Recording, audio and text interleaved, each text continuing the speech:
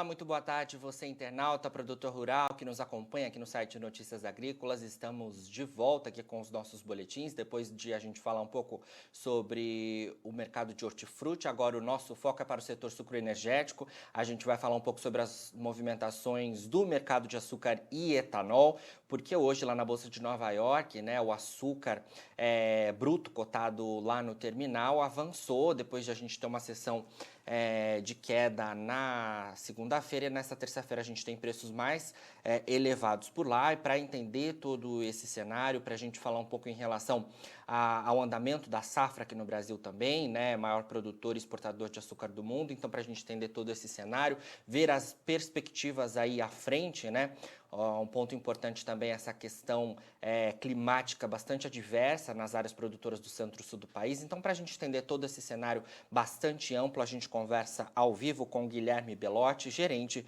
da consultoria agro do Itaú BBA. Guilherme, muito boa tarde, obrigado pela sua participação mais uma vez aqui no Notícias Agrícolas.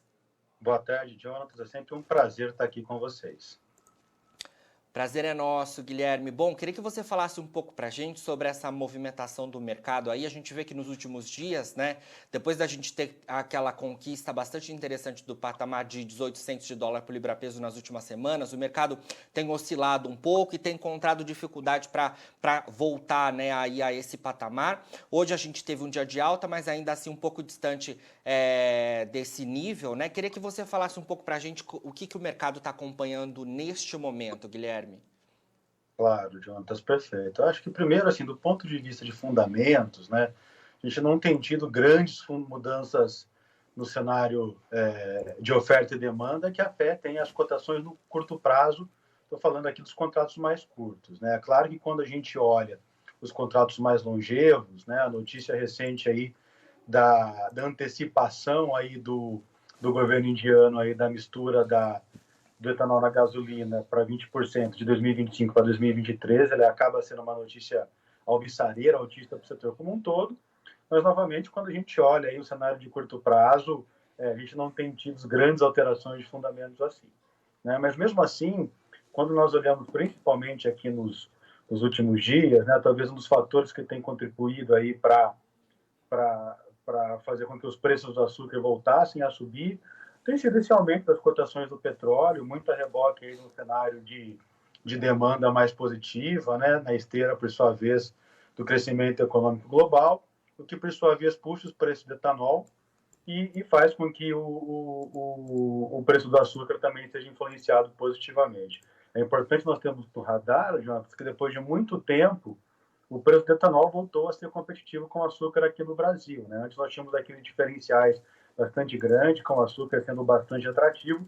Agora o preço do etanol equivalente a açúcar já está praticamente no mesmo patamar do açúcar. Certo. E essa aproximação dos dois produtos aí pode, de alguma forma, mudar aí, né, a decisão das usinas, né, migrando aí para o biocombustível? Como é que está esse cenário em relação ao planejamento das unidades produtoras? Não, essa é uma pergunta muito relevante, Jonas. Nós temos que levar em consideração que esse ano nós temos uma flexibilidade de mix um pouco mais rígida, porque grande parte das usinas já entraram à safra com volume fixado de açúcar, ou seja, um comprometimento com a produção de açúcar um pouco maior, né? Nós estamos falando aí de uma fixação mais ou menos de 85% do que vai ser produzido e exportado, né? Isso deixa uma flexibilidade um pouco menor.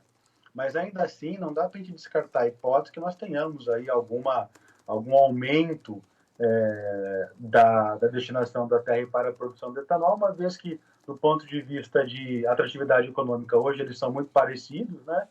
E no caso do etanol, você tem a vantagem de ter uma liquidez maior e um ciclo de caixa mais rápido, né? A diferença temporal entre você vender e colocar o dinheiro no caixa é menor do que no caso das exportações de açúcar. Mas, novamente, né, é uma safra muito mais rígida, porque nós entramos aí com um nível de fixação um pouco maior. Certo, Guilherme, em relação aí à safra brasileira, né? Você falou um pouco sobre a movimentação do mercado lá na Bolsa de Nova York, né? Que os operadores têm acompanhado aí nos últimos dias, né?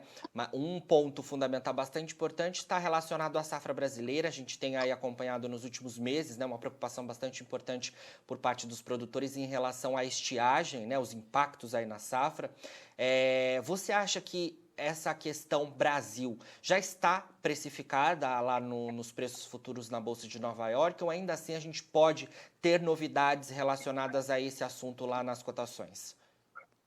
Não, a nossa percepção, Jonas, é que parte dessa quebra já está precificada em Nova York, né?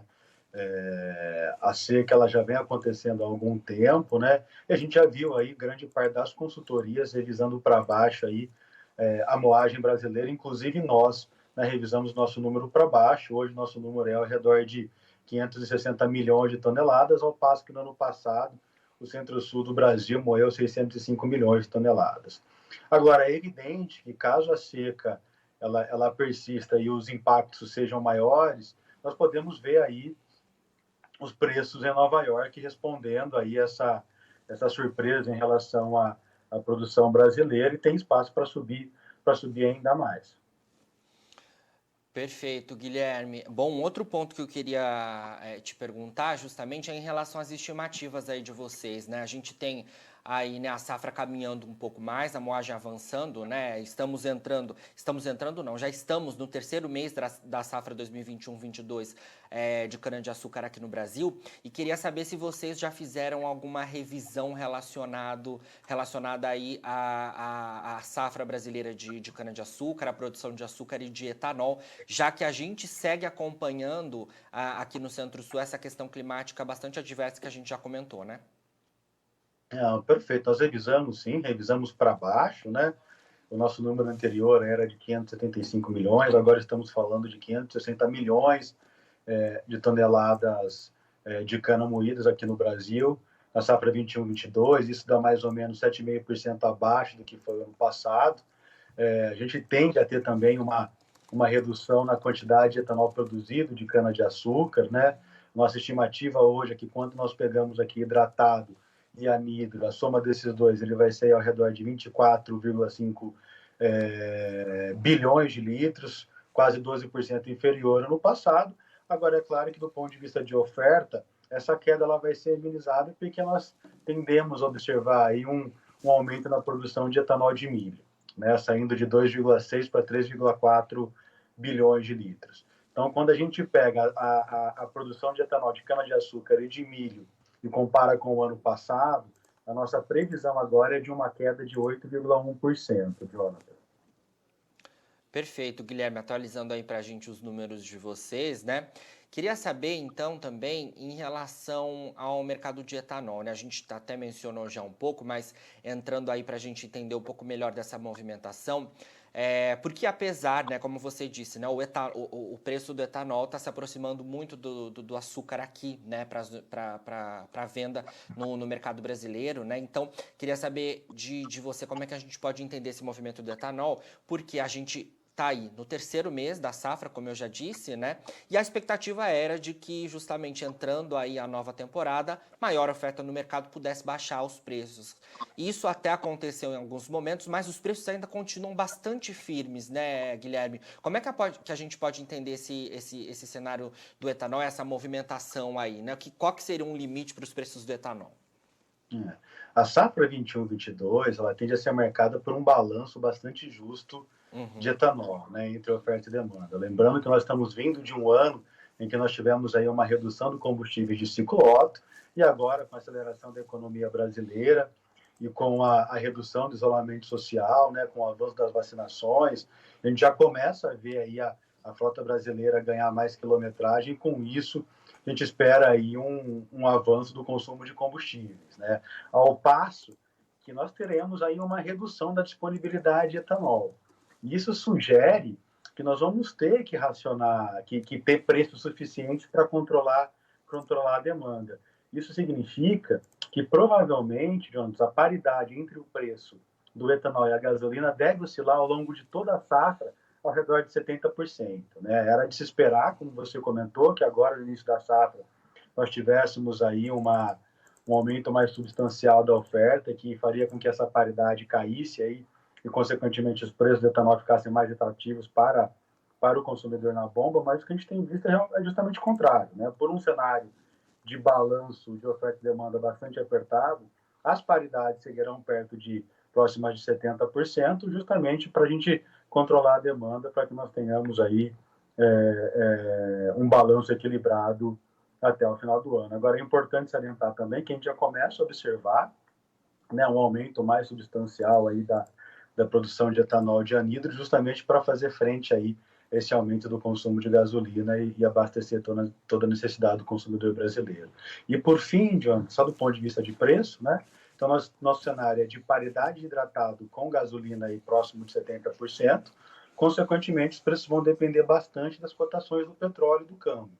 E o nosso cenário, né, para o petróleo são de preços sustentados, a gente tem uma economia global voltando a crescer, isso tende aí a aumentar a demanda de barris de petróleo, né, tudo isso em um ambiente de oferta razoavelmente controlada, isso tende a deixar aí os preços do petróleo em patamares sustentados e, consequentemente, com o câmbio assumindo que ele siga aí razoavelmente depreciado, com preços elevados de gasolina.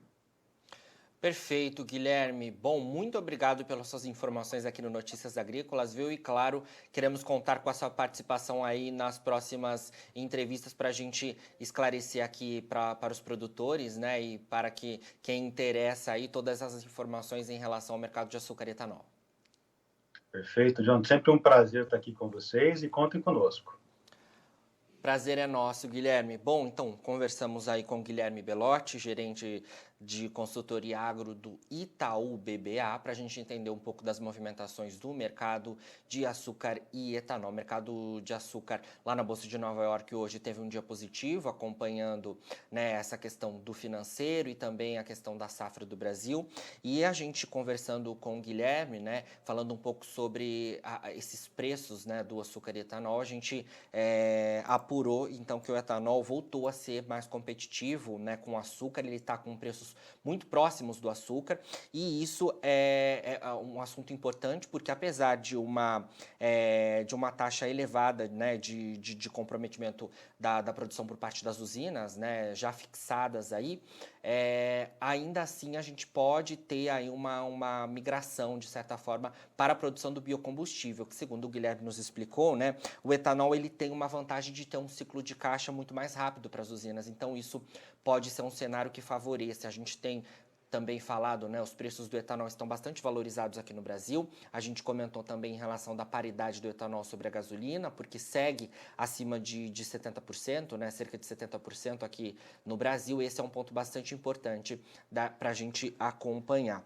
A gente também falou em relação à safra brasileira de cana-de-açúcar, porque a estiagem continua sendo registrada em vários centros produtores aqui do centro-sul do Brasil. E esse cenário, claro, impacta bastante a produção de cana-de-açúcar, né? A gente teve uma safra tendo início um pouquinho mais lento, justamente por isso, né? Uma moagem tendo uma lentidão justamente por esse cenário de seca, com as usinas esperando um melhor desenvolvimento das lavouras, e o cenário segue ainda em muitas unidades produtoras. E, inclusive, diante dessa situação, o Itaú BBA já fez revisões nas suas estimativas para a safra 2021-22 de cana-de-açúcar, que começou no último mês de abril, aqui no centro-sul do país. Bom, você que nos acompanha aqui no Notícias Agrícolas, não se esqueça de nos seguir nas redes sociais. Nós estamos no LinkedIn, no Facebook, no Twitter e também no Instagram.